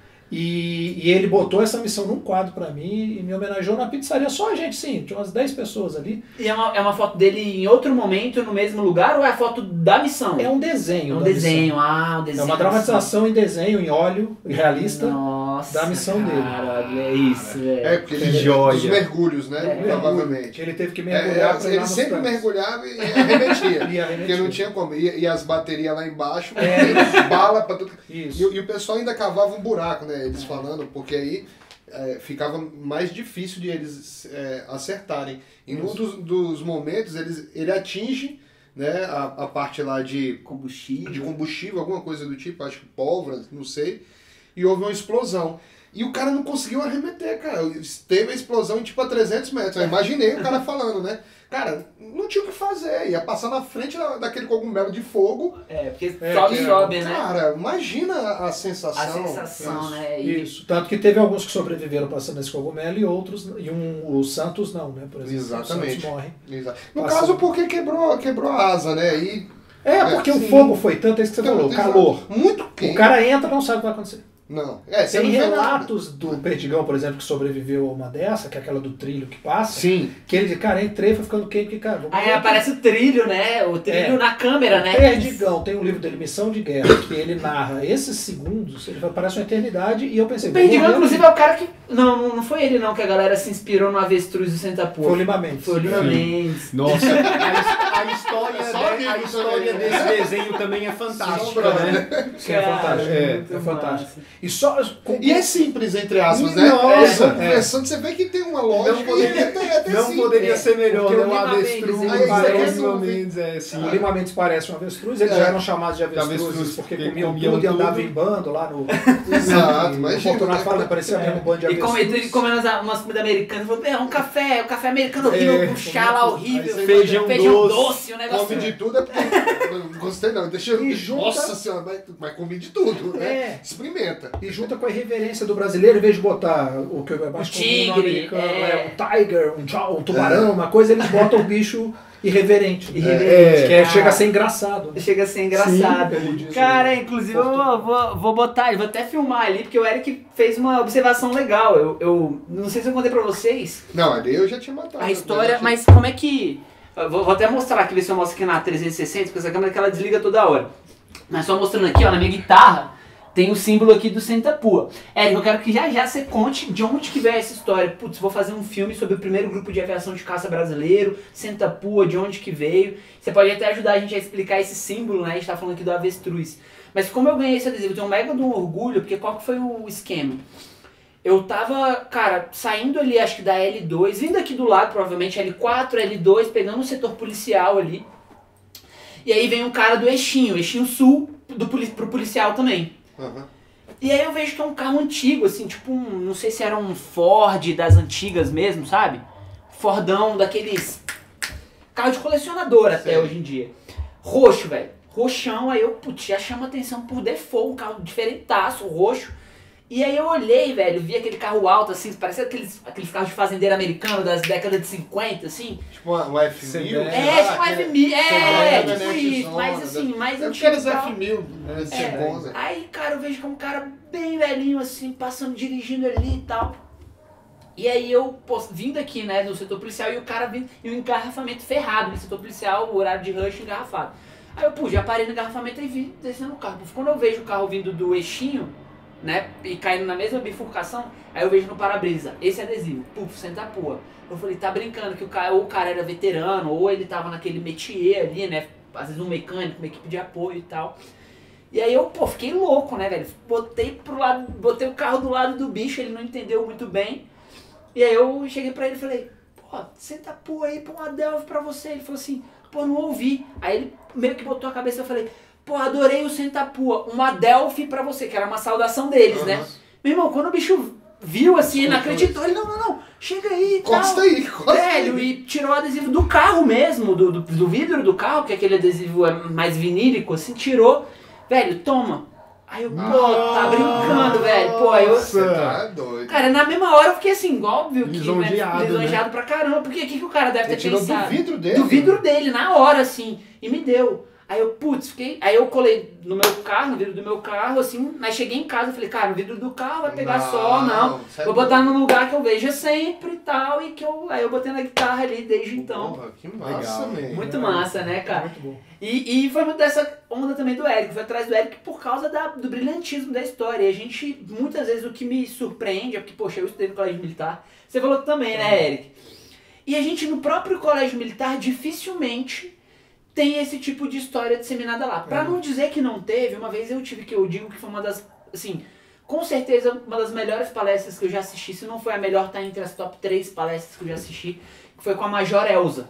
Ah, sim, a Elza Conceição, que é repoente. Exatamente. Eu tive uma palestra com ela no colégio militar, e assim, hoje ela já é falecida, mas eu lembro que estava no segundo ano de segundo grau, e aí, beleza, no médio ali, vai ter uma palestra, a gente tinha, né, às vezes umas matérias, umas coisas assim extracurriculares, beleza, fomos lá pro auditório, nem sabia, não foi nada anunciado, foi no horário de aula, levaram a gente lá, cara, aí entrou uma senhora, velho, cara, juro pra vocês, isso aqui é só com decoração e medalha, ela entrou com um andadorzinho assim, tal, e aí a gente já ficou assim, cara, e ela arrebentou na palestra, foi a primeira vez que eu vi, isso que é legal, né, que hoje a gente dá palestra, faz conteúdo, mas foi a primeira palestra que eu não conseguia falar nada, só observar. E ela contou cada história incrível. Ela foi a primeira mulher a se voluntariar, brasileira, né, a se voluntariar para ir à guerra. Como voluntária. E ela fala no Cobra Fumou, né, que você também ajudou ali na produção e tal. A gente produziu ali. É assim, o Sentapua, a origem dele, ele vem da biblioteca do meu pai. Meu pai tinha uma biblioteca em casa. E ele tinha livros da Biblioteca do Exército. Um deles era o Sentapua do Brigadeiro Rui. Então ali por volta eu tinha uns 14 anos, já querendo fazer cinema, dos 12, eu entrava na biblioteca do meu pai me perguntando o que aqui pode dar um filme, né? Quando eu vi o livro do Brigadeiro Rui, Sentapua com D4, um avião da Segunda Guerra Mundial. Chama atenção, né? Saindo de uma explosão, como ele fala. Não, e duas metralhadoras, 4 metralhadoras na frente, né? Tipo, 4 em cada asa, né? 4 em cada asa. Pilotos brasileiros na Segunda Guerra, que eu realmente no Colégio Militar, nem palestra assim, no meu tempo de Colégio Militar, os 2 anos que eu fiquei lá, não teve. Eu não ouvi. E ali com 14 eu já tinha saído do Colégio Militar. Então assim, aquilo me encantou de cara. Eu falei, pô, isso aqui tá aqui um filme. Né? Tá aqui um filme. Eu até coloquei assim, se ninguém fizer nada com isso é um filme que eu vou fazer. Então, foi o que aconteceu, né? Houve a potencialização ali para o Senta Porra virar uma realidade, junto com o fato de que realmente a gente estava perdendo os veteranos. Eu falei, não, tá na hora de realmente partir pro longa, né? Pro Senta Porra. E aí eu foquei nisso, comecei a rodar em 97, né? Em 96 teve esse episódio do festival, o Razão para Daí continuou circulando festivais. Ganhou o prêmio nos Estados Unidos depois, viu? Depois o pessoal saber aí. Legal, hein? Então, assim... E a vida segue, né? A vida que segue. E depois, quando o Senta Porra eu começo a filmar em 97, 99 fica pronto, primeira exibição lá no Festival de Cinema. Aí realmente foi uma satisfação, porque daí se colocando no mercado, né? A gente se colocando no mercado do longa e tudo, o filme muito bem recebido. Inclusive falando do History Channel, que a gente estava falando ali, o Senta Porra foi o primeiro filme exibido, o primeiro documentário brasileiro exibido pelo History Channel na América Latina. Cara, que massa. Eles levaram o Rui e eu a São Paulo, né, o grupo HBO, daí fizeram um auê ali, lançando o filme pelo History Channel. Então ele teve uma repercussão boa. Depois o Cobra Fumou também passou pelo History Channel na América Latina. Porque o rapaz tinha uma ideia do Cobra Fumou, como eu tinha com o Senta Porra. Entendeu? Olha só. E aí ele me procurou depois que saiu o Senta Porra. Pô, você não quer juntar esforço para me produzir? Porque eu ia partir para daí dirigir um da FEB também, como eu dirigi o Brasil na Batalha do Atlântico do pessoal de Marinha de Guerra, Marinha Mercante. Mas aí no meio tempo ali eu vi que seria interessante apoiar o Vinícius Reis, que é esse diretor, hoje ele está no mercado aí, né? E ele dirigiu o filme dele, né? Ele fazia o filme dele. A visão dele da FEB, da Cobra Fumou, é a visão do Vinícius Reis. Você consegue perceber quando o cara tá com aquele mesmo entusiasmo que você tava quando você tava criando? Quando ele tá naquele mesmo flow, você fala, cara, eu te ajudo. Eu sei que vai ser bacana, ou não dá pra perceber, é uma coisa muito aleatória. Construída no meio do dia a dia do trabalho. No caso ali com o Vinícius, foi basicamente saber que ele tinha se formado em cinema, né, na UF, ele já tinha uns trabalhos que ele daí mostrou pra mim o que ele tinha feito. Eu vi que era um cara capaz, né, no audiovisual, e que tinha um conhecimento e um carinho pela FEB, da mesma forma que eu tinha pelo grupo de caça, né. Pô, legal isso. Ele tinha uma visão de ter uma mulher narrando, né, o Cobra Fumou. E ele fez um approach a algumas atrizes, não rolou, e eu daí sugeri a Beth Mendes para ele, né, que tinha uma história assim meio tensa com o exército, né, na época do regime militar e tudo. E a Beth, ela tinha visto o Senta Porra. Nessa estreia do SEC não pôde ver, a Beth Mendes estava. E quando acabou o filme, foi uma das pessoas que veio assim encantada falar comigo, me abraçar, emocionada com a história e tal. Daí eu lembrei do Vinícius, você que é uma mulher, a Beth Mendes adora o Senta Porra, cara. E aí acabou que a Beth narra. A gente convidou. Quem tá compartilhando a mesma paixão, cara, entra de cabeça e vai. Né? Narra o Cobra Fumou. E depois, um tempo depois do Federal, depois que filmei o Federal, eu fui partir para os depoimentos da turma da Marinha, que senão eu ia perdê-los também. Enquanto a gente está montando o Federal, eu já captei os depoimentos do pessoal da Marinha. Pô, legal. Quando a gente está finalizando o Federal. E aí finaliza o Federal, lança, eu concluo o Brasil na Batalha do Atlântico alguns anos depois, a montagem, a finalização, tudo. E lanço em 2012, 2013, né? Que é um filme que assim, eu tenho muito orgulho do Brasil na Batalha do Atlântico, porque é a menos conhecida das 3 histórias. O que a Marinha fez para se organizar. E tem todo um link, né? A participação do Brasil na Segunda Guerra está muito associada à participação da Marinha, porque afinal de contas, né, teve os ataques aos navios brasileiros ali na costa brasileira, e a partir disso é que o Brasil entra realmente de fato na Segunda Guerra, né? Então tem toda uma conexão, né? A maior perda de vida, né? Foi o pessoal de Marinha de Guerra e Marinha Mercante. Esses números exatos estão no Brasil na Batalha do Atlântico. E assim, eu até brinco que, meio como o Jorge Lucas, as trilogias, né, ele fez a do meio, veio aqui. Isso. Se for pegar a trilogia da guerra, do Brasil na Segunda Guerra, da ABSB Cinema, o primeiro para ver o Brasil na Batalha do Atlântico é o contrário. É ver o Brasil na Batalha do Atlântico, daí ver a Cobra Fumou e ver o Senta Porra, que o Senta Porra era um braço da FEB. Era um braço da FEB, exato. Porque eles eram expedicionários também lá. Então a ordem certa é a ordem inversa do que foi filmado, né? Para assistir a trilogia. Fica a dica, viu, pessoal? E tem no YouTube, no canal Sim. chamado Na Telinha, que inclusive fera. é canal voltado para filmes brasileiros, né? E tá oficialmente a trilogia da guerra, né? Esses 3 filmes no canal Na Telinha. Na Telinha. Pô, vamos depois deixar aqui as recomendações aqui, vou deixar na descrição, nos comentários aí pra galera também, de repente. Isso aí, assistam, gente, vale a pena. Quem Cara, não viu... é incrível, assim, é o tipo de coisa que a gente fala. Eu fico muito chateado quando vejo que a gente não explora mais isso nas escolas, porque a gente só fala o quê? Com certeza. Brasil é o Isso quê? também faz parte da história do Brasil, né? Assim, tem uma história, tudo bem, que é muito ruim a gente olhar pra nossa história e ver que pô, tem escândalo de corrupção e tal, que não é só, né, uma exclusividade do brasileiro, mas que aqui a gente fica muito em torno disso. Quando a gente tem histórias brilhantes de pessoas que se reinventaram, que tiveram resiliência, que conseguiram dar o melhor de si por uma causa. Eu acho que é aí que tá a nobreza desse espírito do guerreiro, do herói, do cara que fala assim, velho, eu vou entregar o que eu tenho aqui. E eram pessoas simples, né? Você via que o grupo brasileiro, né, tinha muito disso. Eu tava assistindo uma entrevista do Giovanni Sulla. Eu acho que ele chega a falar no Cobra Fumou, ele participa e tal. É um cara italiano, que é historiador e conhece muito de história, de militarismo. Ele fala um negócio, velho, que me emocionou, assim. Ele fala, cara, o negócio é o seguinte... Lá na Itália, muitas vezes eu acho que é até mais reconhecido, porque é onde os brasileiros lutaram, então tem monumentos, tem né, algum tipo de homenagem aos combatentes brasileiros lá. E ele fala assim, cara, é engraçado porque dizem que os ingleses, quando eles chegavam lá nos vilarejos, e nessa época, pela guerra na Europa, já ter devastado durante muito tempo a agricultura, recursos e tudo mais, as pessoas acabavam ficando muito... limitadas, né? Então a miséria atingiu toda a população, né? E aí ele fala que o pessoal chegava e botava as famílias dentro do celeiro, botava as famílias, sai da casa, vai pro celeiro e tal. Quando tinha algum tipo de comida, alguma coisa que as tropas recebiam, sobrava alguma coisa, eles enterravam para não deixar vestígio, ele comenta alguma coisa assim. Os americanos já faziam mais ou menos a mesma coisa, eles se instalavam nas casas, mandavam as famílias pro celeiro, né? Ou para alguma despensa, algum lugar que tinha ali. E, o que sobrava, eles davam para as famílias civis que estavam passando miséria. Falei, os brasileiros não, a gente é muito grato, porque os brasileiros, primeiro, eles não botavam a galera no celeiro, eles iam pro celeiro. Licença, eu posso?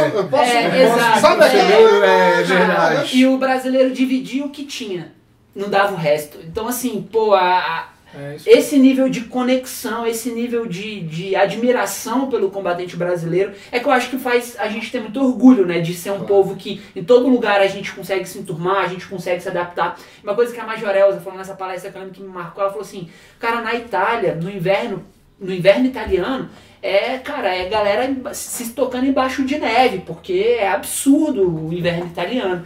E nós brasileiros a gente não estava preparado para isso, tanto que o pessoal comenta, mas que a farda, né, no Cobra Fumou também retrata isso, não tinha equipamento, né, o cara lá montando a tenda não tinha agasalho, não tinha estrutura que eles não estavam esperando enfrentar aquela situação. O brasileiro, né, pai? Não tá nem acostumado. E ela falou, cara, e os 2 melhores esquiadores lá eram 2 caras do Mato Grosso. A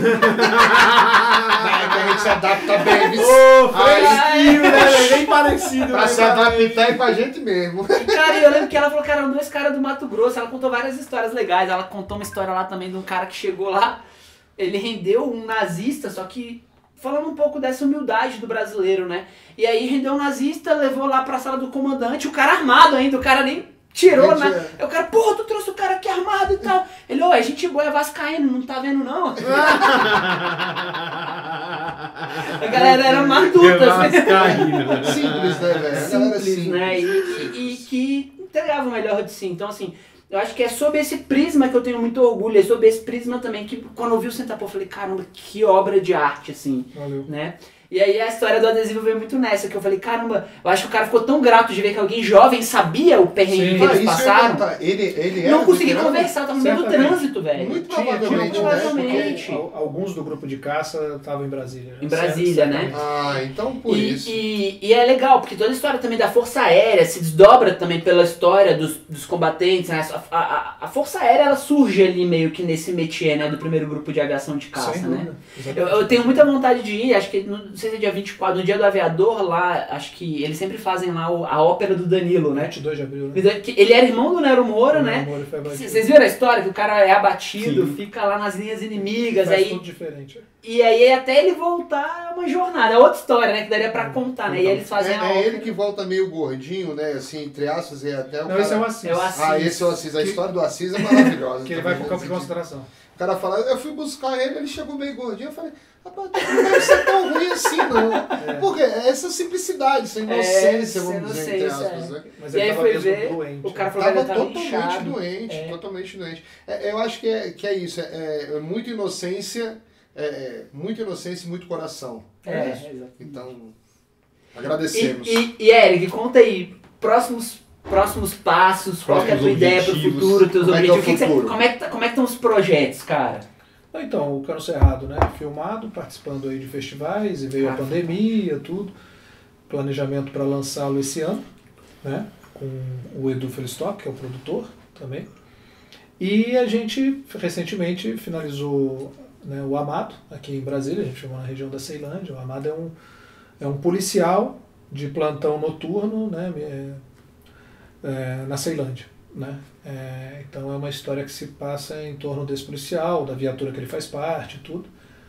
E como eu mencionei, né, Edu e eu co-dirigimos e hoje está em fase de montagem lá em São Paulo também, com a turma da Felistock Filmes. Massa. E aí a gente tem essa parceria hoje, né? E estamos com esses 2 filmes para lançar, o Edu e o Amado e o Cano Cerrado. E o Amado, você pode dar uma perspectiva pra gente, vocês lançam quando? Quando que estreia? A ordem certa é isso, o Cano Cerrado Amado, né? O Cano Cerrado vai primeiro. E acontece, é muito esse caminho mesmo, primeiro o cinema nacional, vocês vai pros festivais, depois é que de fato é lançado como... Não, na verdade assim, o Cano Cerrado ele foi um filme pensado mais pro mercado direto, assim como o Amado, só que algumas circunstâncias levaram ao Cano Cerrado começar a participar de festivais. Houve convites também, né? Festival do Rio, Mostra Internacional de Cinema de São Paulo antes, teve o Festival de Havana, latino-americano, em Cuba, que ele passou numa sessão bem legal, chama Sala Cheia, filmes que têm potencial de público, né? E aí tinham 3 filmes brasileiros de 10 nessa sala cheia do novo cinema latino-americano. Um deles é a biografia da Hebe Camargo, né? Com André Beltrão. O outro é o novo do Falabella como dramaturgo e diretor, né? O da Hebe eu assisti e ficou, cara, formidável também, gostei muito. E o terceiro era o Cano Cerrado, né? Os 3, se eu não me engano, tem a Globo Filmes. E estava nessa sessão com que tem esse lance Sala Cheia, que é a comunicação com o público. E aí tem contexto de pandemia, tudo, né? A gente está aguardando aí com a distribuidora como é que vai ficar esse cenário. Mas a gente está otimista que até o meio do ano lança o Cano Cerrado e segundo semestre lança o Amado, né? Érico, uma pergunta, olha, você acha que mudou muito a dinâmica do cinema nacional com as plataformas de streaming, como lançar, é mais uma oportunidade, tirou espaço? O que você acha? O cinema tá com os dias contados? Tá mais fácil ou tá mais difícil? Como é que tá? Não, assim, a gente tá numa pegada de produção que as coisas estão rolando. Eu acho que é o mercado, né? Que nem... Quando a TV foi criada em relação ao cinema, daí o videocassete, eu acho que vai abrindo mais janelas, né? Eu acho que o streaming é mais uma janela que se fortalece mais ainda no contexto de pandemia, quando as salas são fechadas por um tempo, e hoje tem algumas.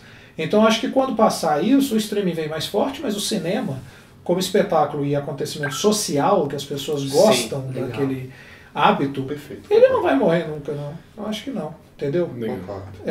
Um cinema aqui em Brasília que tem um perfil que está funcionando legal e continua na sua proposta de filmes de vários perfis e está funcionando bem, é o do Itaú, né? Ali no sim. Verdade. É muito diferenciado mesmo. E está funcionando ali, legal, claro, com menos público e tal, mas a coisa está caminhando, né? Ótimo. Então, assim, iniciativas assim, né? E eu acho que mantém, sim. O cinema... O Spielberg parece que essa semana ele soltou uma carta, né, tá aí na internet, sobre a experiência social e conjunta, né, da exibição em público. Que legal. Né, e que isso nunca vai morrer. Mas eu tenho muita simpatia pelo streaming, por tudo que ele representa, né, e as portas que ele abre. É aquilo que você falou, antigamente você estava lá na TV Manchete competindo com a Globo, uma Star Wars, outro vento levou, você fala, caramba, põe na TV da sala põe na outra, E hoje não. Hoje, tem um lado bom, né? Que antigamente o pessoal se reunia pra assistir, então você tinha mais esse ambiente família. A gente descia no prédio pra assistir todo mundo lá. Todo mundo. Determinado, né? Descia o prédio inteiro, ficava lá embaixo criançada, era maravilhoso. E hoje em dia você tem, obviamente, o lado bom, que é, cara, você tem mais pulverização de conteúdo, mais acesso, né? Mas por outro lado, você talvez não tenha tanto essa coisa do... aquela coisa, né? O melhor da festa é esperar por ela, né? Aquela coisa da expectativa. Hoje em dia você tem muita produção, né? Então pra você se diferenciar é mais difícil. Aquela coisa você pode compartilhar e indicar também, que é legal, né?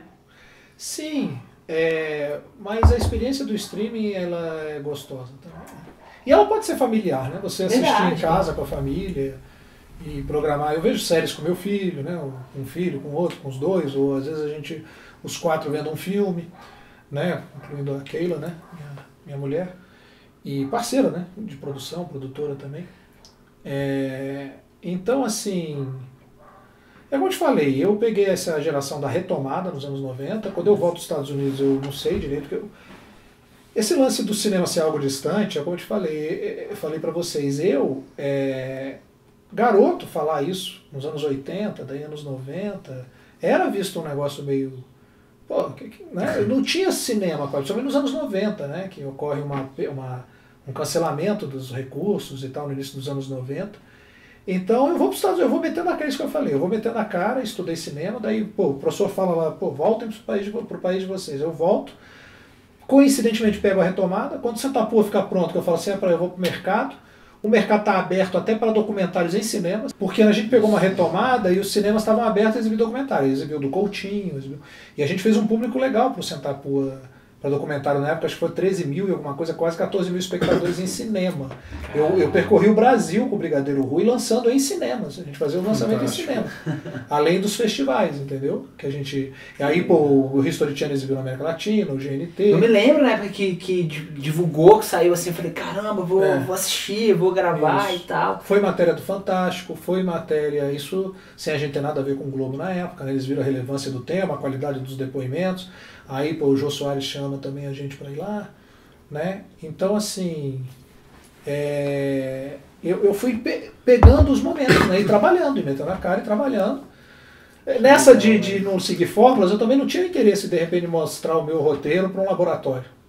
Entendi. Aí o pessoal pilhou, falou, não, escreve o roteiro do Federal nesse laboratório. Eu escrevi e entrei. Entrou. E foi uma experiência gostosa também. A gente teve consultoria do Jorge Duran, que tinha citado lá o Razão para Crer na palestra dele no festival. E o Duran foi o mais duro com a gente com o roteiro. Daí, por essa dureza, eu contratei para ser consultor do roteiro do Federal até o fim.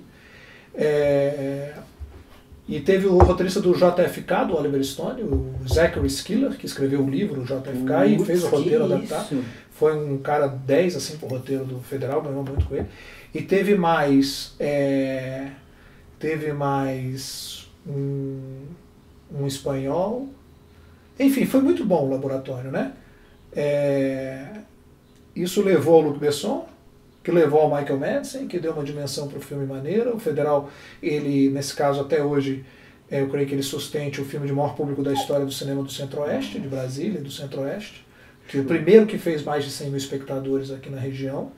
Olha só, velho. Fez 114 mil, e teve cineasta da cidade que me deu a notícia, que virou para mim assim, o Márcio Cury, né, saudoso Márcio Cury, ele me pega no festival e fala, Eric, nos colocou no clube dos 100 mil. Eu falei, como assim, Márcio? Ele é um veterano, né, que nem o Vladimir Carvalho. Massa. Nunca tivemos um filme acima dos 100 mil espectadores. Olha que legal. Federal acabou de falar, ele que me deu a informação que o Federal tinha passado. Que legal, cara. E você nos colocou, porque assim, Rio, São Paulo tem filmes acima de 100 mil e mais, né? Claro, filmes de 1 milhão de espectadores, tudo. O Sul tem filmes acima de 100 mil, a Turma do Sul, no Nordeste, Recife em particular. E Brasília não tinha ainda, né? E aí, Federal fez isso. Ainda, né? Cheguei. Rolou, né? Porque é isso, é esse estímulo. Aí eu ia contar a história, talvez eu não tenha fechado. Um ator da cidade me pegou um dia depois da vaia lá, e ele me levou e falou, Eric, já vi muita gente que desistiu mesmo, depois de um episódio desse, de desistir da arte. E você, cara, isso foi depois do Santa Pô, eu acho que eu já estava no Federal, assim, e você, cara, pô, maneiro que você meteu. Eu falei, cara, porque assim, não tem outra coisa, tipo, Sabe? Que nem... Não tem um plano B, esse é o plano que existe, é plano A. Não tem, se me perguntar assim, o que você seria? Não sei, não seria. Não sei. Não, é engraçado porque no nosso outro entrevistado, né, o Diego, ele é humorista e ele falou exatamente disso, cara. Ele se apresentou e não teve uma recepção tão boa do público e ele simplesmente travou. E aí depois disso ele não conseguia, cara. Ele ficou tipo 3 anos, eu acho, sem se apresentar. Se limitou, né? E isso eu acho que é o grande problema, a grande dificuldade de todas as pessoas que vivem na era de hoje, que querem tudo para agora, tudo para esse momento. Né? Cara, e pensando... então, pode falar. Não, as dificuldades são imensas. Outro dia eu conversando com uma sobrinha minha. Até a gente com umas dificuldades assim no trabalho que é o cinema. Então eu falo para os meus filhos, escolhe o que ama. Porque se você não escolher o que ama... vai ser cansativo. Não, é o seguinte, de qualquer forma vai ser muito complicado. Então assim, escolhe o que ama. Daí a prima deles, né, a gente... Um dia assim, ela acompanhando, vendo lá uns papos, né, em casa e tal, daí ela foi descendo, aí ela, tá difícil? Eu falei, Aí, deixa eu ver se eu lembro exatamente o diálogo, porque eu tenho esse diálogo na cabeça. Eu cheguei, eu falei algo disso, eu falei, você tem que amar muito que você tem que, eu dei um conselho para ela, falei, nessa linha, mas na inocência dela ali, de adolescente, ela fez uma pergunta interessante, porque eu falei de um jeito que não deu a entender. Eu falei assim, você tem que amar o que você faz. Ela, você não está amando mais o cinema? Ela foi na bucha. Aí eu falei, muito pelo contrário. Né? Olha que legal. Fantástico. Ou seja... Por isso que você aguenta, cara, porque a paulada é muito amor, né? Muita vontade. É muito amor e porque as pauladas são fortes. As pauladas são fortes. A vai não é nada. Não é nada, né? Não vai nada. E isso é qualquer profissão, qualquer atividade, qualquer situação da vida. Então, escolhe o que ama. Porque você vai tomar paulada. E se você ama, cara, você passa, você vai. Por isso que você vai tomando lapada do jeito que foi. Por isso que o cara chega e me pergunta, né? E fala, Eric, muita gente, cara, é muito amor. É que nem amar uma mulher como eu amo a minha também. A gente vai. Agora não briga, a gente tem os nossos momentos e tal, mas não tem outra, entendeu? A gente tem uma coisa muito forte assim, a gente se conheceu, ela tinha 19 anos, eu 21, 22, vindo dos Estados Unidos, passei férias, e começou um namoro aqui, e eu ainda fui estudar lá um ano e meio que eu ficava aqui, às vezes quando eu vinha pro Brasil, ficava 15 dias, ficava um mês e ficava mais 5 meses lá.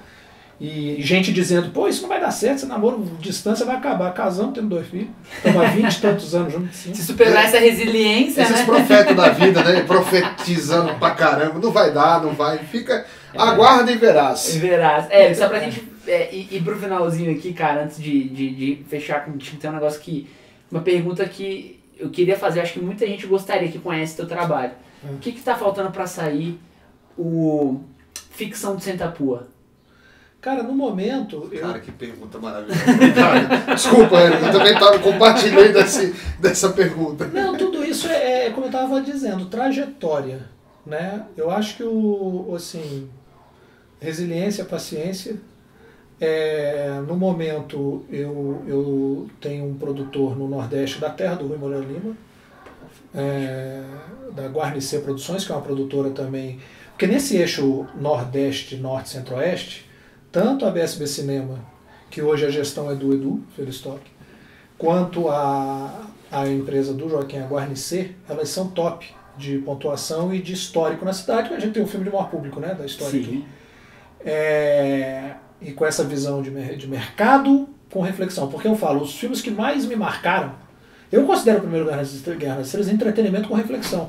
Ele me formou, junto com o Rock Lutador, não foi só a minha história para ser cineasta, os filmes que me fizeram aquela emoção para ser cineasta e me encantaram audiovisualmente.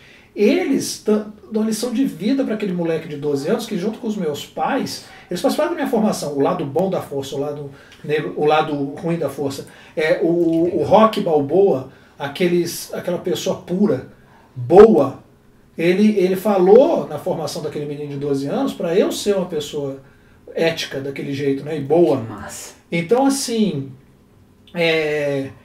então esses filmes e essa vontade de fazer cinema é passar coisas boas também, né, para as pessoas. E é isso que fica, e essa é a busca constante, né? De a cada trabalho. Então, assim, quando você...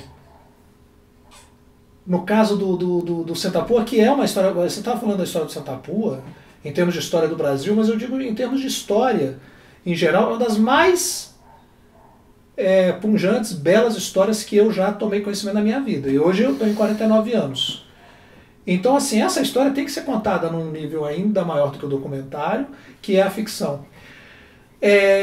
Então, assim, a guarnecer com a gente está... Porque o Joaquim, ele ouvia histórias do Rui, e ele é de uma geração até anterior à minha, lá em São Luís, no Maranhão, quando era menino, né?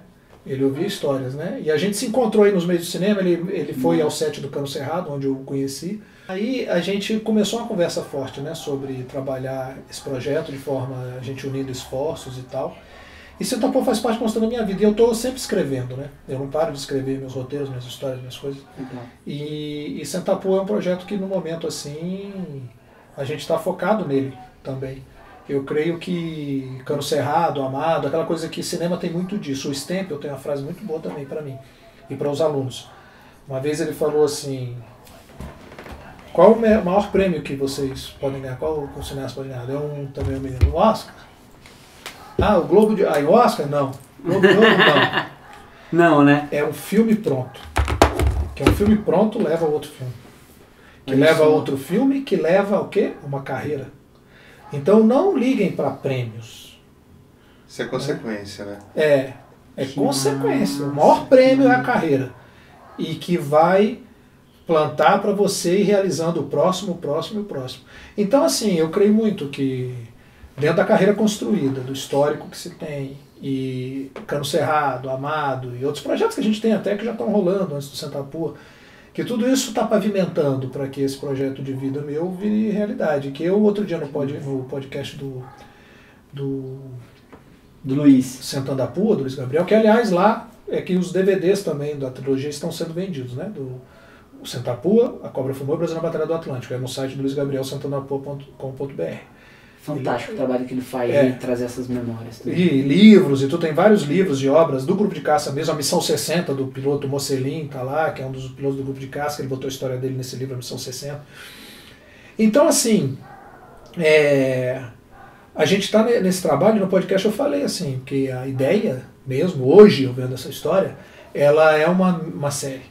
Ela é uma minissérie, tipo em 10, 12 episódios, a lá Band of Brothers, uma temporada. Porque não é uma série, uma temporada, não. É uma minissérie em 10, 12 episódios. A história vai dizer pra mim, à medida que eu for escrevendo, né, quantos episódios. Porque tem que contar a história deles todos. Como o documentário meio que contextualizou as histórias todas e botando naquele... Você vai desmembrar ali. Em série. Como o Spielberg e o Tom Hanks fizeram no Band of Brothers, no The Pacific. E o Tom Hanks no Da Terra à Lua, sobre os astronautas da missão Apollo. Fez ali em 10, 12 episódios. Então, para mim, as minhas referências são essas. Então, o Sentapua, ele é uma série fechada onde se conta todas as histórias. Cara, formidável. Érico, eu juro pra você, cara, se eu pudesse, bicho, fazer uma clínica, uma parada pra ser ator e... Cara, seria o trabalho da minha vida, porque Band of Brothers, esse Resgate do Ryan, foram filmes assim como você cita o Rock, o Star Wars, que eu amo também, mas eu acho que é mais da minha geração. O Resgate do Ryan, pra mim poxa, Band of Brothers, lá, o Captain Winters, né, a história, putz, cara, pra mim vem história de Diário de um Adolescente, com Leonardo DiCaprio. Eu acho que foi a melhor apresentação, assim, de drama, Eu reservei esse filme recentemente no streaming pra mostrar pros meus filhos, o Diário de um Adolescente. Mentira, você tá vendo que eu te falei que eu tenho esse sonho, eu tenho essa vibe. Massa, olha aí, eu tenho... É um dos filmes top dos anos 90. Cara, aquela cena dele batendo na porta pedindo grana pra mãe, assim, com aquela correntinha, e ele, velho, não sei o que, começa a gritar, sou vagabunda, meu irmão. É de uma dor, é de um... É muito. E naquele filme, engraçado que eles descobriram dois grandes atores, né? Um que faz aquela Identidade Born. O Mark Wahlberg é um deles também. Exatamente. Ainda tem ele, que eu não lembrava. Que tá na turminha, né? O outro, aqueles pulam do penhasco, se eu não me engano. Aproveitar aqui e passar um vídeo aí pra galera.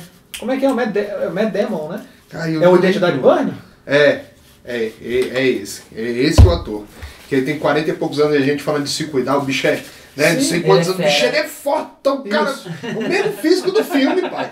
E eu assisti o filme com 13 anos, me respeite, né? Hoje em dia eu tô nem perto. Que ousadia, né, cara? Bicho, não, é a turminha, né? O diretor botou ali uma turminha boa que deu. Boa, deu uma liga, não, né? e todo mundo ali, né? Naquele... Isso, é que nem o Coppola no Vida Sem Rumo, que esse filme de 1983, aí tem o Karate Kid, tem o menino do ET, o que faz o amigo do menino do ET, o C. Thomas Howell. Tem o Tom Cruise, tem o Swayze, toda a galera que arrebentou nos anos 80, o Coppola botou. É como esse diretor fez nesse filme. Cara, eu acho incrível.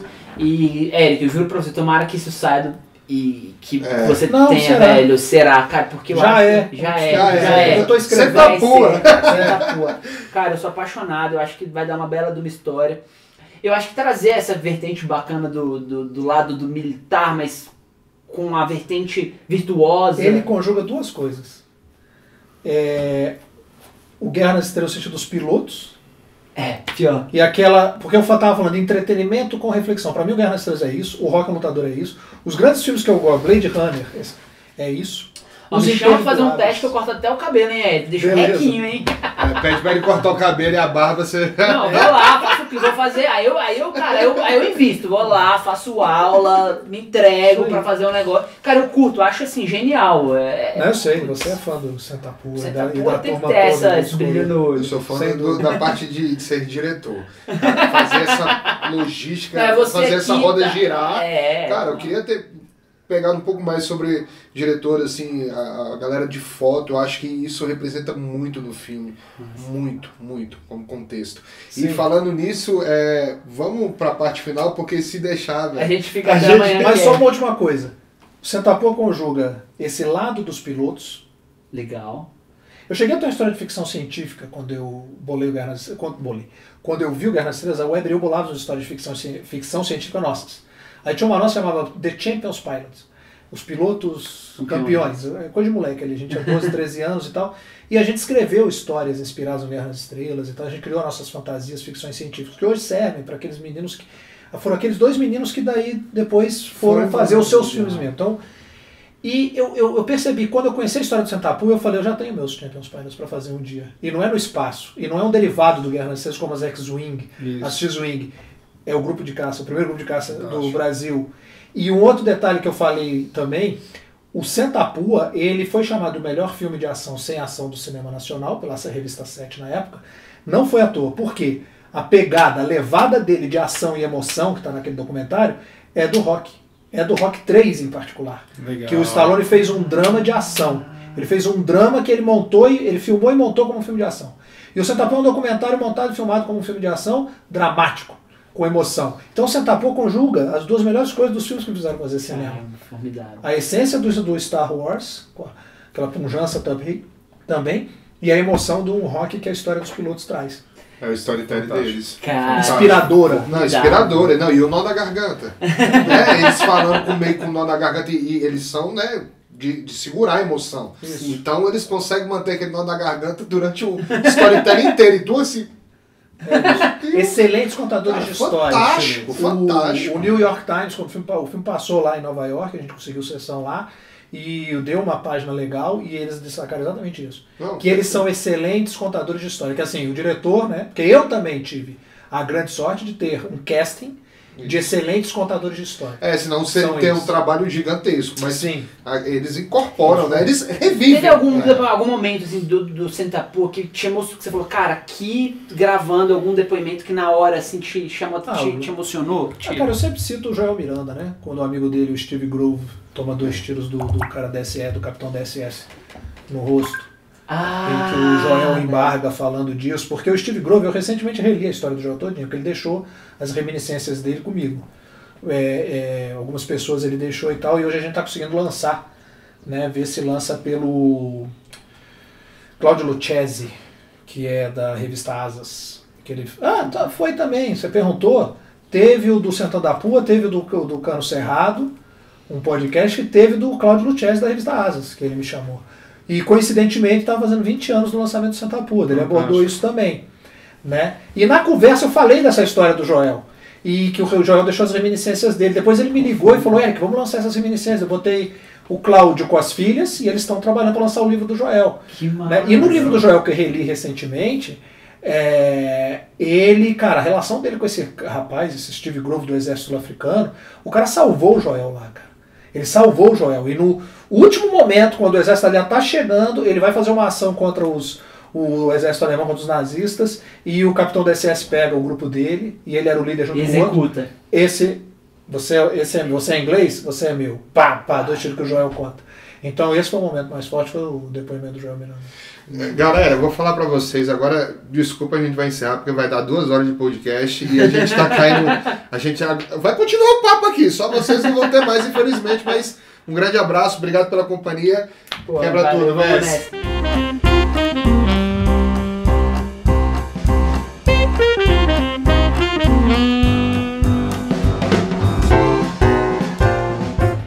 Bicho, primeiro te agradecer novamente, é uma honra da presença. Valeu, velho. Obrigadão. De verdade, você é fera demais. A gente coloca na estrutura do podcast, a gente sempre faz um texto em homenagem ao nosso convidado, e eu fiz um texto aqui que de verdade, assim, eu fiz com muito carinho, apesar de que eu posso melhorar, não sou um escritor de mão cheia como você, mas fiz um textinho aqui chamado Senta a Pua na Vida.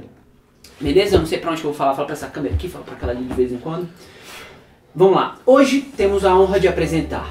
Esse é o Eric de Castro, diretor, produtor, roteirista ou como você preferir chamar. A nobreza do seu trabalho se faz manifestar. Quem já assistiu ao Senta a Pua sabe exatamente do que eu estou a falar. Aprendi com o seu trabalho que devemos ter orgulho e reverência quando do nosso país estivermos a falar. Brasil, vamos com tudo, não podemos nos economizar, muito menos a cabeça a baixar. Você já parou para pensar quantos homens livres, que tinham tão pouco, na simplicidade e humildade oriundos da verdade e da brasilidade, tiveram a ousadia de se entregar? Foram à Itália em plena Segunda Guerra para nossa pátria honrar, lutar, sangrar. Em outras palavras, fazer a cobra fumar. Sacrificar-se pelo outro é uma dádiva, e acho que essa é uma das principais lições que em meio às telas o seu trabalho ensina. Imagine ter que tomar uma cidade no alto de uma colina, quando de repente uma rajada de metralhadora começa a soar. Entendo, a guerra talvez não seja um motivo para nos orgulhar, mas pense na bravura, na resiliência e na lisura, quando se está a 10.000 pés de altura e a artilharia antiaérea não para de atirar. Deixamos aqui a nossa homenagem a Nero Moura, Rui Moreira Lima, Max Wolff Filho e a todos os heróis de guerra brasileiros que não podemos citar. Orgulho é a posse da honra. E é isso que seus filmes nos ajudam a cultivar. Em suas obras, conseguimos notar que o espírito do guerreiro se forma em meio ao propósito do porquê lutar. Infelizmente, a nossa história às vezes oculta da memória os feitos heróicos, exemplos de vida e, é claro, a superação que nos faz prosperar. Sem dúvidas, uma nação se forja em meio à sua trajetória, independente da vitória ou da derrota, a boa luta devemos travar, sem jamais nos entregar. O código de conduta de um verdadeiro guerreiro é regido pelo amor. Pense um pouco, afinal. Como podemos viver em meio ao caos se não tivermos presença de espírito para levantar nosso astral? Obrigado por ter aceito esse convite, o papo foi federal. Agora, sabe o que é genial? Ter visto o Celton Mello como agente da PF. Isso foi sensacional. Em meio a tantos desencontros no campo social, político ou econômico, nosso Brasil às vezes parece que perdeu o encanto. Mas ousamos em acreditar que podemos o jogo virar. A situação que vivemos é de guerra, mas o inimigo não vai parar de atacar. A gente confunde as coisas porque nos achamos os donos da razão. Atacamos nossos irmãos por causa de uma polarização, divergência política ou até mesmo sobre o mundo, porque aquela pessoa tem uma outra visão. Isso pra mim é a grande alucinação e é algo que a gente precisa mudar. Continuar desse jeito é usar uma arma de cano cerrado num plano de vingança traçado numa guerra em que ninguém pode ganhar. Quando perceberemos o erro? Quando enterrarmos nossos irmãos em meio ao desespero? Quando priorizamos políticos com a carteira cheia de dinheiro? Tem gente que nunca passou aperto e acha que pode sair em apelo, como guardião da moralidade para o mundo inteiro. E aí eu te pergunto, o que você fez para melhorar o contexto? Textão nas redes sociais, para mim não tem apreço. A luta não pode ser de branco contra preto, nem de homem contra mulher, ou dos gays contra os héteros. Somos parte do mundo inteiro e cada um tem o direito de ser como é e ainda ter garantido o respeito. A guerra tem que ser da moralidade contra a imoralidade, do perdão contra o rancor, do amor contra o ódio, da empatia contra o julgamento, ou numa linguagem mais atual, da empatia contra a cultura do cancelamento. Faça o bem ao invés de apenas levantar uma bandeira, seja exemplo. Inspire pela sua leveza e pela sua gentileza. Não nos leve a mal, apenas viva e haja como se não fosse tarde para ver toda a beleza. A única certeza na vida é que seguiremos o fluxo da natureza.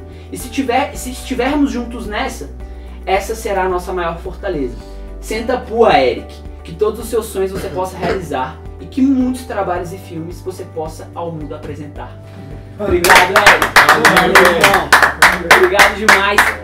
Galera, a gente agradece, Eric. Eu tô muito feliz, muito honrado de estar aqui com você, cara. Pra mim é uma realização. Eu admiro muito o seu trabalho, recomendo pra qualquer um. Os filmes de ficção do Eric são incríveis, né? Ele lançou ultimamente o Federal, o Cano Cerrado, que eu adorei. Tem o Amado, que eu tô na expectativa pra ver o quanto antes, assim que sair. Mas, falando sobre a nossa história, tem essa trilogia, né, que vem com Senta Pua, A Cobra Fumou e o Brasil na Batalha do Atlântico. Isso. São incríveis. Agradeço aos nossos patrocinadores por nos ajudar a viabilizar essa estrutura, né? Agradeço o pessoal da Uniceplac. Galera, obrigado. É uma honra estar com vocês. O pessoal da Haas, assessoria em seguros, eles são incríveis, dão um atendimento muito humanizado. A gente é fã dessas marcas, por isso que elas estão com a gente, assim como a gente é seu fã, Eric. E obrigado, Milton, aí, pela nossa canequinha aí, sempre estilizada. A gente tem sempre uma mensagem, Eric, que assim, papo do bem, conexões genuínas. A gente acredita que gente do bem atrai gente do bem. Mestre, um brinde. Valeu. E, velho, vamos continuar o papo aqui, velho. Valeu, gente. Um beijo.